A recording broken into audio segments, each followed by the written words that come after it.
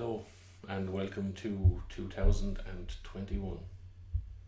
We've had a strange old year last year, and I'm talking from Ireland, but the whole world has kind of been wrapped up in this whole drama. Same drama, really. So I'll just speak from an Irish context and about Irish people, I suppose, myself included. And one of the interesting things I've noticed about Irish people is during times of peace, or when things are going kind of relatively stable, relatively easy going, people are doing alright, we're always very, very quick to speak of politicians as being corrupt and useless and not having our best interests at heart, and if only we could get better people in, or I do a better job than them. Fine. But as soon as we see a little bit of stress added to people, all of a sudden these same people who used to call politicians corrupt are now flocking to them and looking for reassurance and guidance and leadership and parenting, essentially, from these people that a year ago they would have hung, or at least spoke of it. And I just find that very weird. It's very strange. Irish people have an unusual relationship with authority, or with leadership, or with power, and I think a quick look over Irish history can kind of highlight some of that, because essentially history it's not necessarily the charting of facts and events, it's the unfolding of a people's mind, it's the study of a people's mind. So throughout the history of Ireland, by looking back over the centuries, you can see what has been happening to Irish people's minds and how it has changed, how it has expanded and grown to be something virtuous, or how it has been degraded, and it kind of has fallen apart from what it used to have been. You can kind of take your own pick as to which view you adhere to. But anyway, last year, so essentially what everyone was presented with last year, globally, and especially for my case just in Ireland because I don't live anywhere else, is people were presented with mortality. Everyone came face to face with their own death, or the potential for their own death, or the potential for their own sickness. And to compound that is the level of uncertainty with it. I've always kind of thought that Irish people are great if we have something in front of us physically that we can see that we need to fight. Again, back to the idea of the relationship between Irish people and leadership and authority. On the one hand, I have never seen or experienced the people so ready, or so open to be guided and to be led, whether it's by a good virtuous person or whether it's by a malevolent person. But also, on the other hand, we refuse to accept that. We refuse to accept that other people might be guiding us and might be leading us. We do our own thinking. We are our own folk, and so a lot of people will say. So when we are presented with our mortality, it tells us a lot about ourselves. There's a number of reactions you can have to that. You can make your peace with the fact that I, as a human being, will die one day. I don't know when that will be. I'm okay when that will be. Either way, I'll go willingly into death, and I won't run away from it, and I won't shy away from it. Or you can react in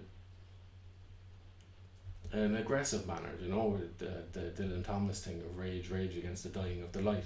You can fight against that and not want it, and not make your peace with the fact that you'll die someday.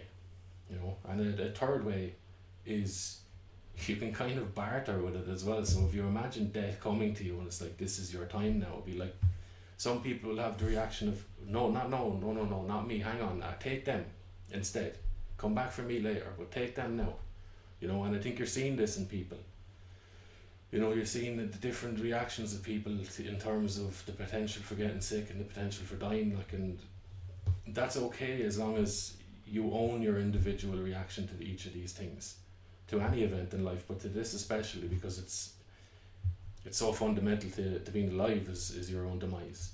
So what you're seeing is people are becoming incredibly afraid around this, and I don't think they're voicing that as much as they should, that I'm scared, I'm afraid that I can't, it's not a car that might come and hit me, it's this thing that I can't see, it just might get into me and I might die. So due to that fear, instead of kind of accepting that and owning that and making peace with that, a lot of people are trying to force that onto other people, that if you do the right thing, if you do this, then my fear will be alleviated and I will be okay again. But as long as I get to control what you're doing. Of course they won't say this explicitly, but they'll do it in the whole Irish mentality of what will the neighbours think? Do you know, what would the neighbours say? And I think that's where Irish people govern each other or govern other people or themselves, is through the eyes of your neighbour, or through the eyes of what the group of Irish people will think about you. And that might come from a very virtuous and moral place. You know, we like to be seen to have a good name, you know, to be a good person, to be a worthwhile person. But the downside of that is we're also leaving ourselves open to the dictates of the number of people, or a number of people. So if 20 people believe one thing, if they're kind of challenging us on what we believe, a lot of the time Irish people will just go along to get along. They'll silence what they believe and they will only think it to themselves and they'll never say it out loud. You know, so we're an easy people to govern in that regard because we do it to ourselves, and it's a scandal. You know, it doesn't promote greatness in people. You know, it doesn't promote leaders and strong characters, because we're very, very quick to tear these people down. You know, we are the quintessential crab in the bucket mentality of people. You know, whenever we see people striving to get ahead and to push on and to lead, even to guide, we tear them people down, or we look for flaws in them. You know, or who does this fella think he is? You know, and it's not helpful, and you're seeing a lot of that at the moment. And I think a lot of it is down to people being afraid. But it's okay to be afraid as long as you own that yourself, you know, and you don't try and dictate through that fear of how somebody else might live or should live. And we silence those that we see as a threat. Like, so if I'm afraid and I believe that I've been given an answer as to what will alleviate that, and I see people that aren't following that, regardless of whether that might be true or not,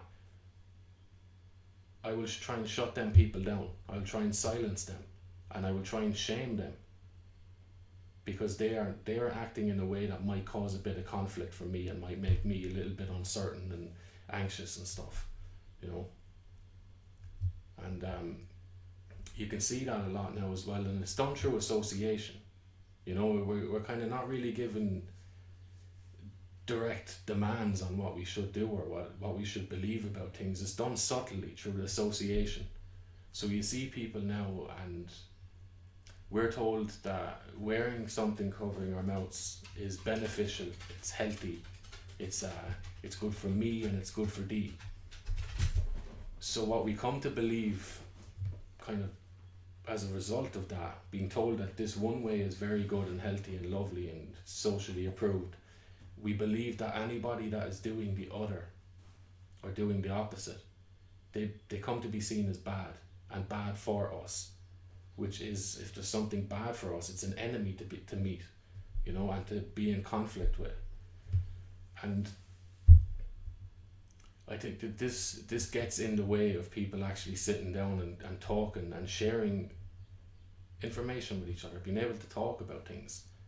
Because when we're being fueled by a fear or any kind of emotion, and we won't admit that to ourselves, we kind of rationalize our behavior. Instead of saying I'm doing this because I'm scared, we explain our behavior as I'm doing this because this is the right thing to do.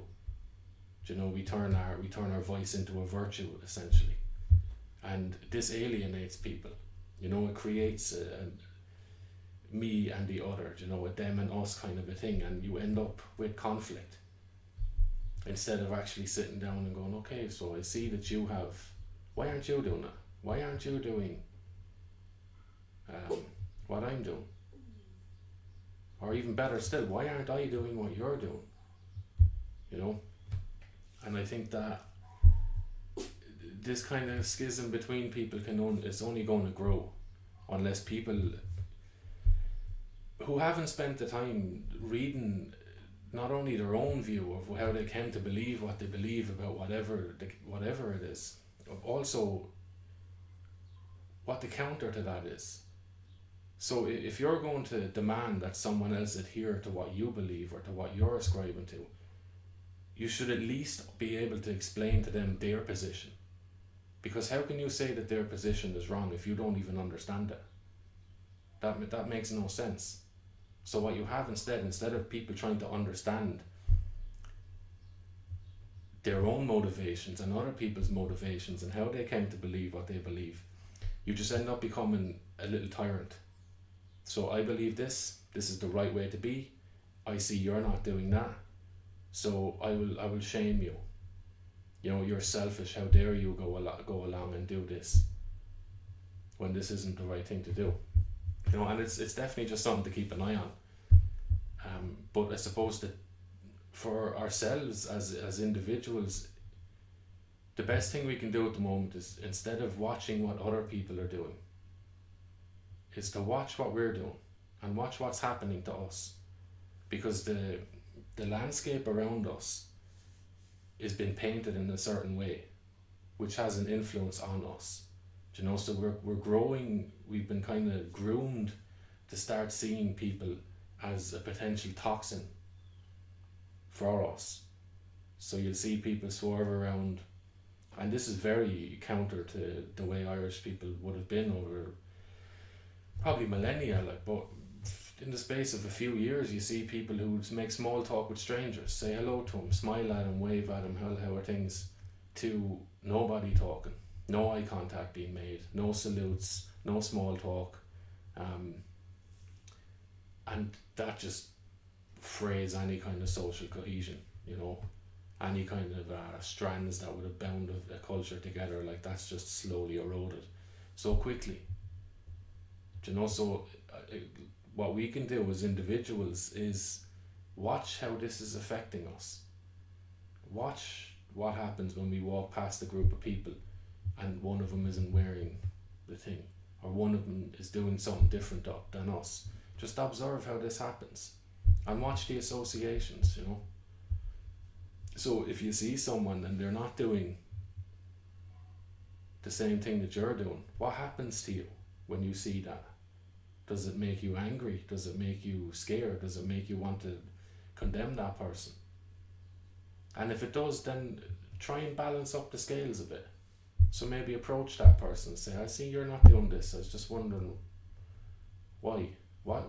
And always meet people as if they know something that we don't. So if someone is doing something different than us, they probably have a different motivation or a different reason for doing what they're doing than we have for doing what we're doing. So why not try and understand that? You know? Because I think that this thing can just deteriorate further and further and further, and the gulf between people is just going to grow and grow unless we as individuals come to a place where we can say, look, I don't know everything about any subject, so I'm going to assume that I might learn something from someone else. And if you don't know the other person's argument and you can't give the counter to your own worldview, then I think be quiet for a while, or go and read it, go and prove yourself wrong. Always try and prove yourself wrong. You know, because if you can't prove yourself wrong, you're just, at the same time, you're proving yourself right in a way. But always, I suppose, from my own view, is leave people decide for themselves instead of you dictating what people should or shouldn't do. So stay safe, stay happy, and just observe yourself. Watch. Take it easy.